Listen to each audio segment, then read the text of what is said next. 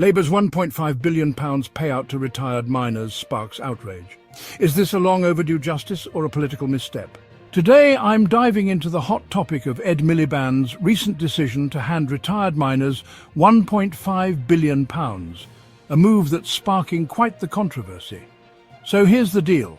Last month the government returned a whopping £1.5 billion to the mine workers' pension scheme.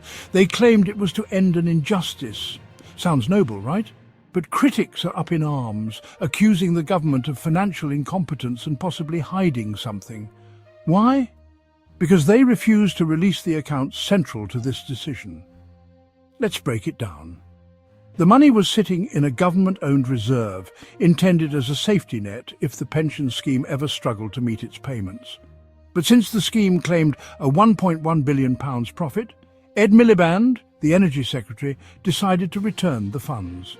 However, not everyone is convinced this was a smart move. John Ralph, a pensions consultant, argues that the scheme could actually be in deficit. He believes no money should have been dished out until the financial position was crystal clear.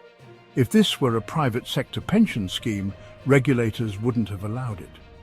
They'd ask, what's the likelihood of that surplus turning into a deficit? Even if there was a surplus, a 20% drop in the stock market could wipe it out. Once money leaves the scheme, taxpayers might end up footing the bill. Here's some history for perspective. When British coal was privatised in 1994, the government struck a deal to cover pension payments if the scheme ran out of money. In exchange, the state would get half of any profit. This deal wasn't put to members, leading to a 30-year battle to reclaim the funds. The government maintained a £1.5 billion emergency pot from its profit share, meant as a first line of defence if the scheme fell short. But Miliband returned the entire fund to miners, calling it an injustice and a debt of gratitude.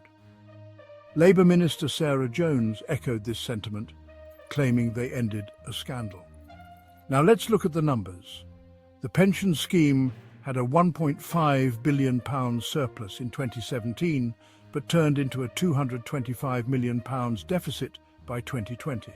In 2023, it claimed a £1.1 billion surplus.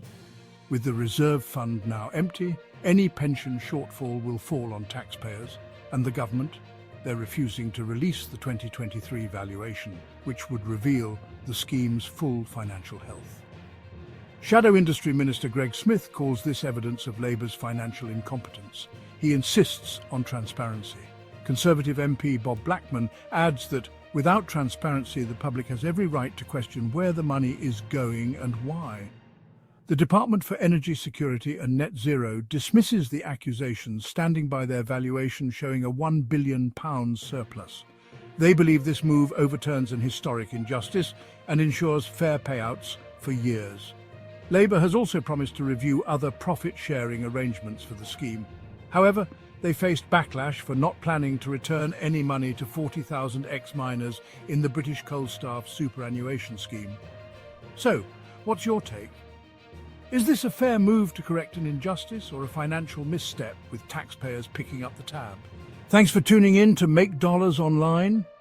If you found this video helpful, don't forget to like, subscribe, and hit the bell for more tips on building your wealth. Stay smart, stay informed, and we'll see you in the next video.